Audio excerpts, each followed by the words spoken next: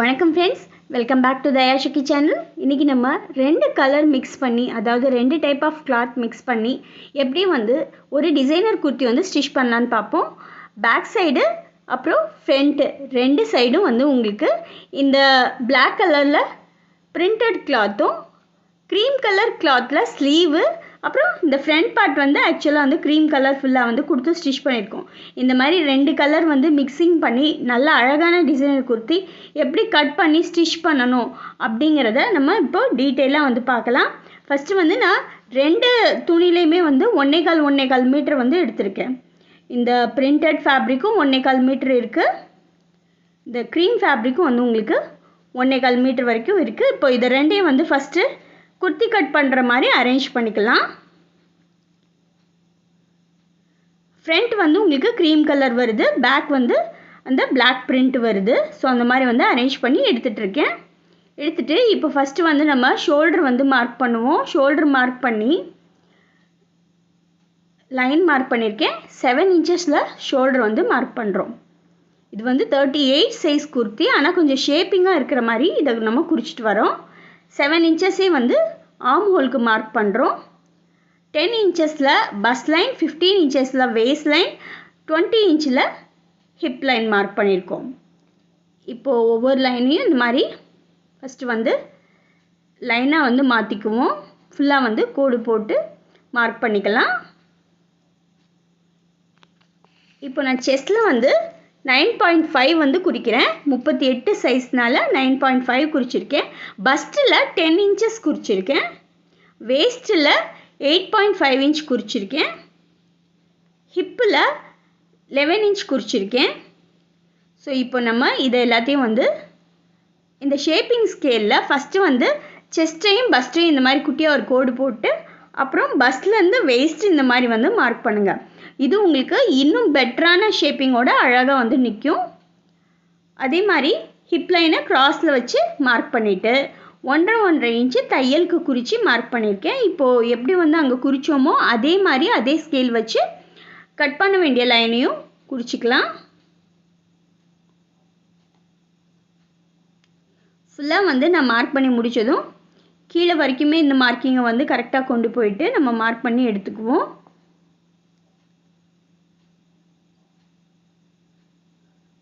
கீழே ஒரு 1.5 இன்ச்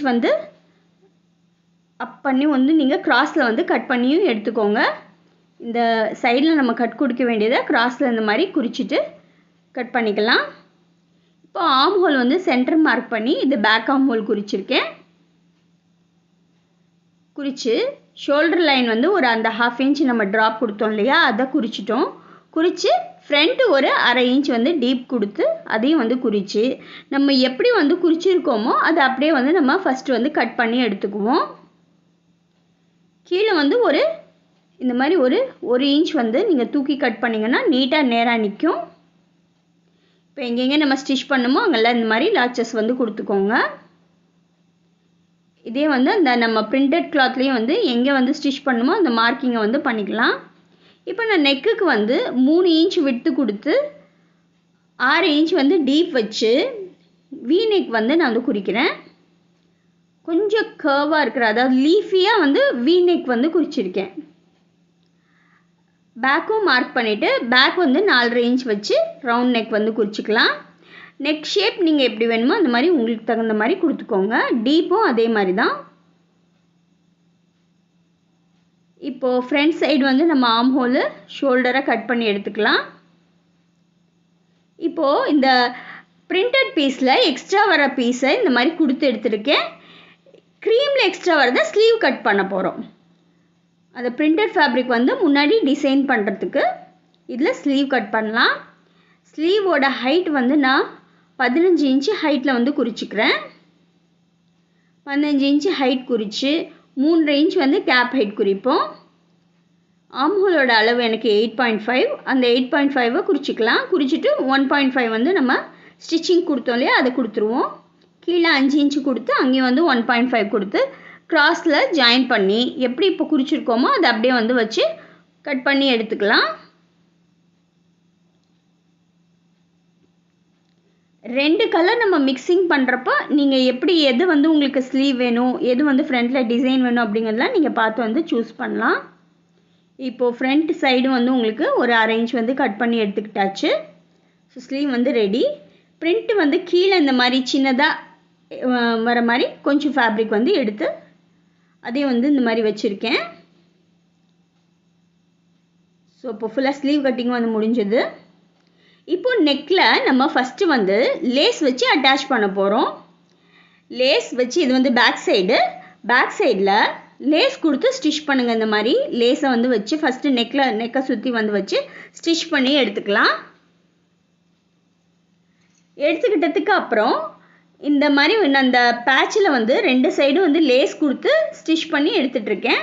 அதை இந்த மாதிரி பேக் சைடை இதையும் வச்சு இதுவும் பேக் சைடு ரெண்டுமே வந்து பேக் சைடில் வச்சு ஸ்டிச் பண்ணி திருப்பினோன்னா முன்னாடி வந்து உங்களுக்கு அந்த யோக் வந்து அட்டாச் ஆகிடும். லாங் பீஸாக நம்ம அந்த பீஸ் கொடுக்குறோம் இல்லையா, பிரிண்டட் பீஸாக அது அட்டாச் ஆகிடும். இப்போ ஃபஸ்ட்டு வந்து நான் நெக்குக்கு வந்து லேஸ் வச்சு ஸ்டிச் பண்ணிக்கிறேன்.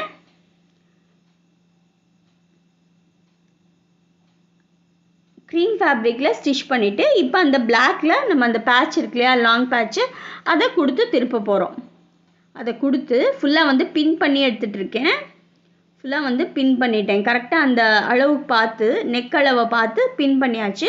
பின் பண்ணதும் இப்போது நெக்கை வந்து ஃபஸ்ட்டு வந்து ஸ்டிச் பண்ணி எடுத்துக்குவோம். அந்த பிளாக் பேட்சும் வச்சு அட்டாச் பண்ணியாச்சு. அட்டாச் பண்ணதுக்கப்புறம் ஸ்டிச் பண்ணி எடுத்து அதை எப்பயும் மாதிரி வந்து கட் பண்ணிங்கன்னா கட் பண்ணிவிட்டு கரெக்டாக அந்த நடுவில் வந்து உங்களுக்கு ஒரு ஸ்லிட் கொடுத்துருங்க. எங்கெங்கே வேணுமோ குட்டி குட்டியாக வந்து ஸ்லிட்ஸ் கொடுத்து திருப்பினீங்கன்னா அந்த அழகாக வந்து நீட்டாக பேட்ச் வந்து உங்களுக்கு அந்த நெக்கோடு அட்டாச் ஆகிடும். லேஸ் வச்சு நம்ம கரெக்டாக ஸ்டிச் பண்ணியிருக்கனால நடுவில் திக்காக உங்களுக்கு நல்லா வந்து நின்னும் கொடுக்கும். ஸோ இப்போ இதை ஃபுல்லாக வந்து அட்டாச் பண்ணி எடுத்துக்குவோம். சைடில் ஃபுல்லாக வந்து தையல் போட்டு ஸ்டிச் பண்ணி அட்டாச் பண்ணிட்டா உங்களுக்கு ஃப்ரண்ட் பீஸ் வந்து சூப்பராக வந்து ரெடி ஆகிடும்.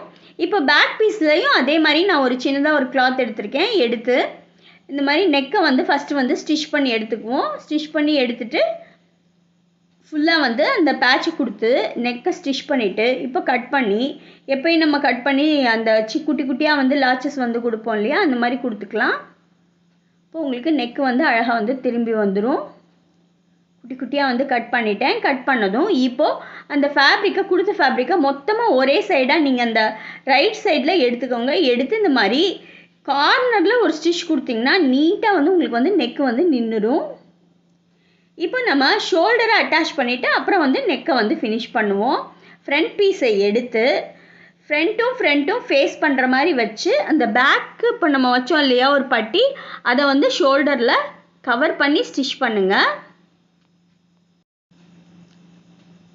2 ஷோல்டரும் இதே மாதிரி அந்த பேக் நெக்கோட பீஸை கவர் பண்ணி ஷோல்டரை வந்து ஸ்டிச் பண்ணி எடுத்துட்டிங்கன்னா ஷோல்டர் வந்து நீட்டாக உங்களுக்கு ஃபினிஷ் ஆகிடும். ஜாயிண்ட்டும் நீட்டாக தெரியும். இப்போது இந்த ஷோல்டர்லேருந்து அப்படியே வந்து டாப் ஸ்டிச் வந்து கொடுத்துட்டே வரேன். நெக்கை சுற்றியும் வந்து டாப் ஸ்டிச் கொடுத்து கம்ப்ளீட் பண்ணுங்கள். அப்போ உங்களுக்கு நல்லா நீட்டான ஃபினிஷிங்கோட ஃபுல்லாக வந்து அட்டாச் ஆகிடும். ஃபுல்லாக வந்து கம்ப்ளீட் பண்ணி முடிச்சிட்டேன். இப்போ நெக்ஸ்ட்டு நம்ம ஸ்லீவை வந்து அரேஞ்ச் பண்ணிக்கலாம். ஸ்லீவ் இந்த மாதிரி பேக் சைடு வச்சுருக்கேன். இதை பேக் சைடு வச்சு அட்டாச் பண்ணி இப்போ வந்து ஃப்ரண்ட்டு பார்க்குறீங்க. ஃப்ரண்ட்டில் வந்து இந்த மாதிரி தையல் போட்டு எடுத்துக்கோங்க முதல்ல. இல்லை அதாவது லேஸ் இதுலேயும் வந்து உள்ளே வர்ற மாதிரி மடித்து வைக்க போகிறோம். அதுக்கு நான் இந்த மாதிரி ஃபஸ்ட்டு வந்து தச்சுட்டு இப்போ ஃபுல்லாக வந்து அந்த சீமை ஒரே பக்கமாக எடுத்து ஒரு டாப் ஸ்டிச் கொடுத்துருக்கேன். இப்போ இந்த மாதிரி மடித்து இந்த நடுவில் வந்து நமக்கு லேஸ் வரணும். அதுக்கு நான் இந்த ஃபஸ்ட்டு வந்து இந்த பீஸில் கார்னரில் வந்து லேஸை வச்சு ஸ்டிச் பண்ணிடலாம். பாருங்கள், இந்த மாதிரி வச்சு கார்னரில் வச்சு லேஸை ஸ்டிச் பண்ணிட்டிங்கன்னா இப்போ நீங்கள் அடுத்து வந்து மடித்து தைக்கிறப்போ அந்த ஸ்டிச்செல்லாம் வந்து உள்ளே போயிடும். உங்களுக்கு உள்ளே போயிட்டு வெறும் அந்த கரெக்டாக அந்த தெரிய வேண்டிய லேஸ் அளவு மட்டும் வந்து உங்களுக்கு வெளியே தெரியும். பாருங்கள், இந்த மாதிரி வந்து மடித்து அடிக்கலாம். ஃபுல்லாக வந்து பின் பண்ணிவிட்டு நீட்டாக வந்து நான் அந்த லேஸை வந்து உள்ளே தள்ளிட்டு எவ்வளோ எனக்கு வெளியே தெரியணுமோ அந்த அளவுக்கு மட்டும் வந்து வெளியே வச்சுட்டு அடிக்கிறேன்.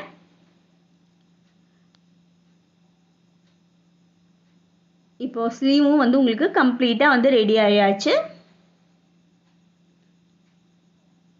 இப்போ நம்ம ஸ்லீவை ஜாயின் பண்ணிகிட்ருக்கோம். கரெக்டாக வந்து ஸ்லீவை ஜாயின் பண்ணிவிட்டு சைட்ஸையும் ஜாயின் பண்ணோன்னா நம்மளோட குர்த்தி வந்து ஈஸியாக வந்து ரெடி ஆகிடும். சைட்ஸ் இப்போ ஜாயின் பண்ணிகிட்ருக்கேன்.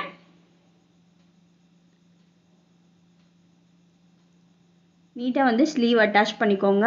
இது 2 கலருங்கிறனால நீங்கள் அட்டாச் பண்ணுறப்ப நல்லா நீட்டாக வந்து அட்டாச் பண்ணுங்கள். அதே மாதிரி இந்த நம்ம இது வந்து கொடுக்குறப்பையும் சைட் ஸ்டிச் கொடுக்குறப்பையும் கரெக்டாக வந்து அந்த கட்டெல்லாம் வந்து மீட் ஆகுதா அப்படிங்கிறத பார்த்து சரியாக வச்சு எப்போயுமே வந்து ஸ்டிச் பண்ணுங்கள். அதே மாதிரி அந்த கட் இருக்கிற இடத்துலலாம் வந்து நீங்கள் நீட்டாக பின் பண்ணிட்டீங்கன்னா எப்போயுமே வந்து உங்களுக்கு நீட்டான ஃபினிஷிங்கோடு இருக்கும் குர்த்தி. ஃபுல்லாக வந்து நான் அந்த ஸ்லீவ்லேயும் வந்து லைன் வந்து மார்க் பண்ணிவிட்டு இப்போ சைட்ஸ் வந்து நம்ம ஸ்டிச் பண்ண போகிறோம். ஸ்லீவ்லேருந்து கரெக்டாக வந்து ஸ்டிச் பண்ணிகிட்டே வரேன். நம்ம 1.5 இன்ச் வந்து தையலுக்கு கொடுத்துருக்கோம். அந்த 1.5 இன்ச்சை விட்டு கரெக்டாக நம்ம குறித்த ஷேப்பிங்லேயே அப்படியே வந்து தைச்சிட்டே வரோம்.